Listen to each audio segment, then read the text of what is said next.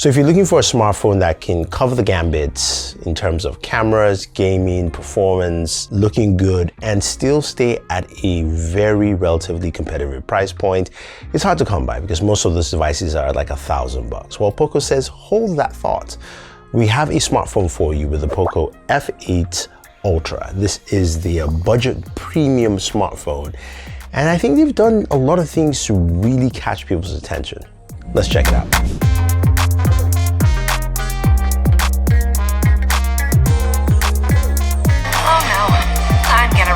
Gloves.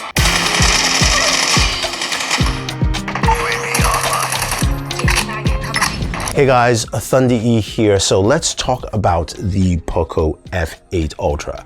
The first thing you notice is, of course, this blue denim back cover. It feels like denim jeans. Of course, it's not really denim, but that really catches your attention with the Poco logo at the back there. But the other major thing is, of course, the camera housing with that kind of like quad camera setup. It's a triple camera system. It's also a macro lens as well, all 50 megapixels for each camera, the periscopic, the main, and the ultra wide, which is nice.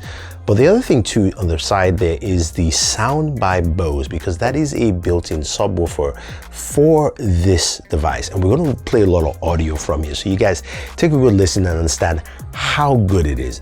Honestly, this is impressive, using that camera housing space to do much more with the device.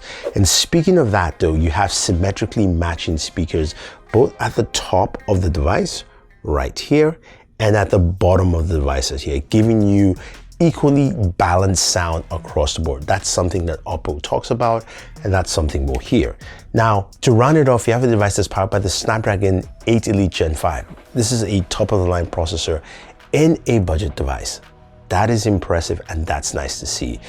Coupled with 100-watt wired charging and 50-watt wireless charging, which is great until you realize that when I did my unboxing, it doesn't come with a charger in the box. So if you have a charger, or you have a Xiaomi charger or previous Poco charger, that will work. But that doesn't work here in that case because there's no charger in the box. There are cables, but there's no charger. So just bear that in mind. Now, when you flip it around in front, you've got a 6.9-inch display, 120 Hertz. It's got a maximum nit brightness of 3500 nits, which is pretty nice. It's a very nice looking display. And I think a lot of people will like the way this display handles overall in terms of performance, which is also pretty nice as well. So I think this is one of the key things you'll find with this device that I think really does well and pushes that boundary quite well. Also, the bezels are really thin across the device. So in terms of feel and fit and look, this feels really comfortable. Oh, and lest I forget, it's got a 6500 milliamp battery in here. So you've got a nice size battery and the device doesn't look too thick in terms of hardware. So the hardware is solid, it is good. But let's start off with some of the sections that we want to see with a device like this, especially gaming, because again, that is something that a lot of people care about. So we start off, of course, with the games on this device. Before that, we do find that it does have a Game Turbo app. Now, this app is built to just kind of keep your games centralized. It's called Game Space. And the app allows you to basically go through your games, kind of set some of the boundaries for the processor, the Adreno GPU, basically optimizing it as much as possible. So you can fire your games up from here, which is nice. And then when you go into your games, you do have your Game Turbo settings where you can go in and of course go to peak performance, which is called Wild Boost. And you can see the FPS, real-time FPS readings. Now, what sucks about this is that you cannot pin this on screen while you're gaming. You always have to tap in to take a look at the FPS while you're gaming. So that is something to take note, and I think hopefully they will fix. Starting with the games we usually play, Call of Duty Mobile plays well on here. We're getting 120 frames per second, solid all across, which is very nice. And again, max settings for this as you would expect, but it plays really smooth on this device. Now, next up, of course, is Genshin Impact. Genshin were able to also cap up to 120 frames per second. Not sure if they had to deal with Genshin or what's going on, but it did run really smooth. It's good to see that there. And I like the fact that you can game quite effectively on this device. Moving a game like Destiny Rising getting the max FPS reading off that as well, which is good, and also to game with a controller. So this works with your Backbone Pro controller quite easily. You want to pick one up, use our link down below. It works really well, it's smooth, it handles, and game performance is solid here. Now, as I just go through the games, you realize that it handles every game you want to. So, of course, PUBG Mobile, doing 120 frames per second on PUBG Mobile, very smooth, very good gameplay session, and gaming on here is solid. Now, the last game, of course, is Delta Force Mobile, and Delta Force, please add controller support because it will just really work well with this game, but it plays really well. What you realize is how smooth it is and how fast it is. Now, the reason why I kind of browse through the gaming section is because it's running the Snapdragon 8 Elite Gen 5. So this is a processor we've seen that handles really well. But one thing I want to mention and showcase is the temperatures and also the speakers. Temperatures ran really well on this device. I would say it basically stayed at roughly 102 degrees all across. Felt a bit warmish at the back, but again, you know, the denim kind of helped that pretty well. Overall, I didn't game for too long, so I don't have an extended gaming session for you, but I think a lot of people will like the performance you're getting here. Now, in terms of battery life, I was able to go from 100% to 83 playing all those games for roughly around 2 hours. So that's the kind of performance you're getting from this device. And again, with that 6500 milliamp battery, which means you can game quite effectively and use your phone for the rest of the day without having any stress. Now, think of that price point for what this device is, because we'll get to there soon. Now, here's the big thing I want you to see. Let's talk about audio, but let's listen to just gameplay audio from the games we just saw and some music, some other stuff, and we'll get to audio because these speakers are impressive. Enemy down.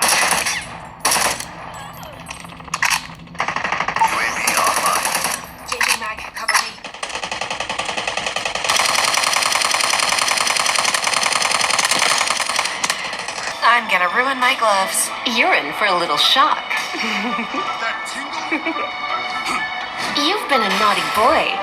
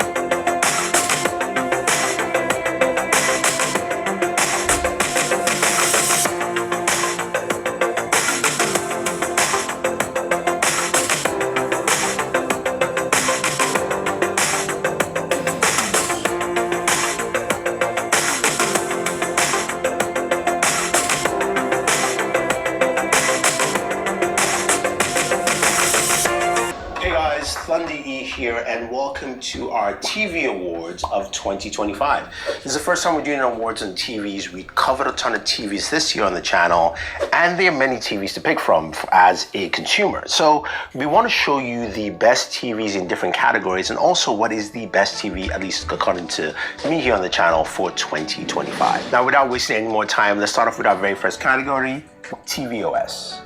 Now, the operating system on it. Yes, the speakers sound really good, very fresh, very vibrant. That's one of the things you realize with the speakers is that as you're walking around and using them, just sound really sharp and clear. That's because, of course, it also supports Dolby Atmos with the speakers by Bose. These are Bose-tuned speakers and well-tuned for this device.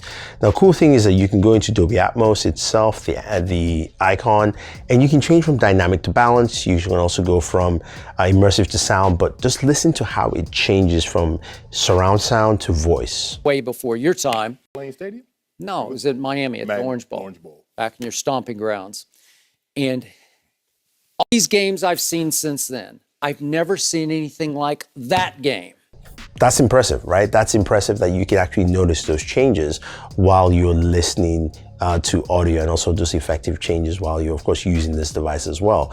It's very rich and robust, probably the best sounding speaker. Honestly, it is the best sounding speaker currently on the market. Maybe not the loudest speaker, but it is the best sounding because of how these speakers are tuned. And I can't wait to see companies copy this, because this is really genius here from Poco. Now, without wasting any more time, let's start off with our very first category, tvOS. Now, okay, so speakers are great, gaming performance is great, but how's the phone in general, right? As I mentioned, the 6.9-inch display, very nice, very fluid display. Operating system is also the HyperOS from Xiaomi, which is nice, which is of course, the parent company of Poco, but it works really well and it's very smooth. Now, they do have a dynamic island feature, allowing you to go ahead and use that as like a notification dock for your applications as you open them, whether it's YouTube, whether it's, something like the clock, those are docked there, and also apps like Uber and stuff like that will also dock into that area.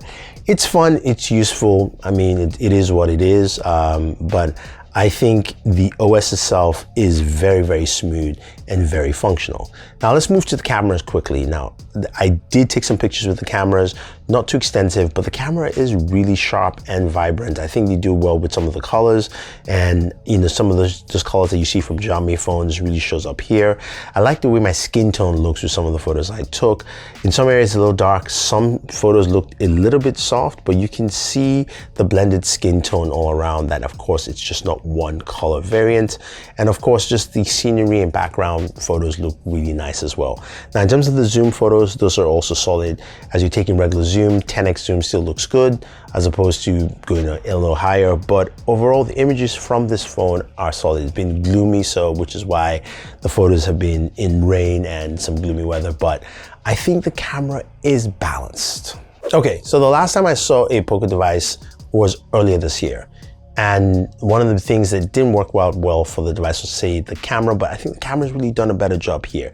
But the fact that this comes with the Snapdragon 8 Elite Gen 5, the gaming performance you saw and the kind of performance you get, and then pretty much first world-class audio from the speakers on this device, which is great to see. A nice display, 6.9 inches, comfortable, and also a massive battery at 6,500 milliamps.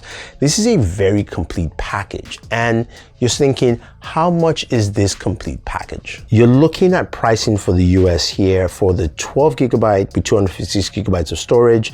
The regular pricing is $729, and then 16 gigabytes with 512 gigabytes of storage. The regular pricing is $799. Now, there's an early bird special, which gives you the 12 gigabyte version for $679 and the 16 gigabyte version for $729, which is really good to see. Now, there also is a Poco F8 Pro. Now, this device isn't running the Snapdragon 8 Elite Gen 5, but it's a very capable device, quad camera, also speakers from Bose, and that pricing here is shown on screen. So this is something that has similar styling, but doesn't have the massive specs and is a little bit cheaper. So that's also another offering for people here. But honestly, this is a very good move from Poco. I like the pricing. I do wish it really started at $629, not $7, but for the early bird pricing, I think it is worth picking up at $629 for this device, and I think a lot of people will like it. Overall, it's solid, it feels more balanced than I expected, and I think this might be the best budget phone of this year so far. So if you have any questions in the comments, let me know. If you want to pick one up, use the link down below, and let me know what you think about the Poco F8 Ultra. This is Thunder E saying thank you, and always enjoy your entertainment.